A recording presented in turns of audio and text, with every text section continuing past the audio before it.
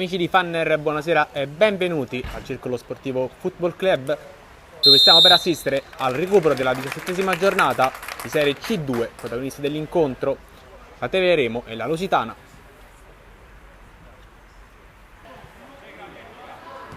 Mancioli va all'indietro, il velo, la palla per Masci che tenta il tiro, poi De Matteis non riesce a superare Ricci. Tagliaboschi tenta il tiro, la palla finisce poi al numero 6 Magrini che tenta la battuta, si supera Giannini, la gira verso Losito che torna dal numero 10 Barba, prova a inventarsi un passaggio. Losito cerca una palla alta, una buona opportunità per Magrini che non riesce però a battere Giannini. Passaggio per il numero 8 Castelli, appena entrato al posto di De Matteis. Rosati resiste con il suo mancino. Castroni tenta il destro, ottima opportunità per la Tevere. Verso Rosati, riesce ad arrivare Milani. La palla di Rosati verso Castroni che è un'ottima opportunità e supera così Ricci e porta in vantaggio a Tevere al 12° minuto di gioco del primo tempo. Tevere in vantaggio. Il lancio lungo, cercare Antonica che stoppa con il petto ma non riesce a servire Rosati, quindi può ripartire veloce Magrini. La scarica per Di Vincenzo, si impegna Giannini e mette in angolo.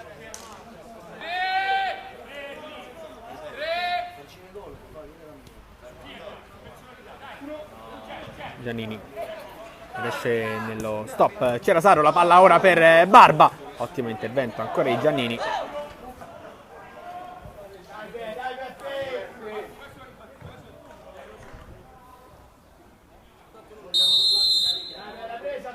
Parte ora Tagliaboschi e Giannini effettua un'ottima parata sul tiro libero del numero 7.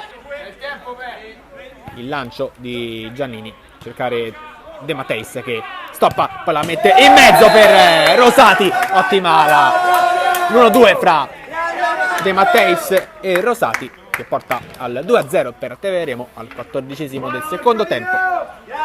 Quindi nuovamente calcio d'angolo. Baccari per Tagliaboschi, la palla in mezzo viene deviata nuovamente, sarà ancora rimessa. Palla per Tagliaboschi che stoppa e tira, Giannini para bene, ancora rimessa in zona offensiva per la Lusitana. Magrini va al centro, il bel tiro di Di Vincenzo che accorcia le distanze, 2-1 al 17° minuto del secondo tempo. Di Vincenzo da Giannini, lancio lungo di Guancioli. Stoppa con il petto Castelli con eleganza, cerca di andare in avanti, serve Masci che tenta il sinistro, la parata con i piedi di Ricci. Ancora Magrini, la gira verso Losito, palla per il numero 6 che cerca di andare in azione personale, la mette in mezzo e attento Giannini.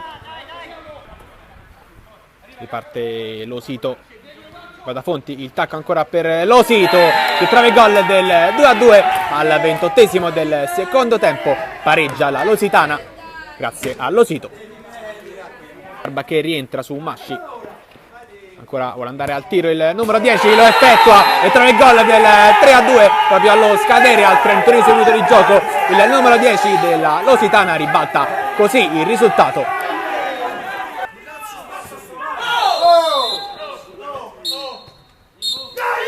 Su questa azione si conclude questa partita, il punteggio di 3-2, la Lusitana è riuscita a ribaltarla proprio allo scadere grazie a un gol di Barba.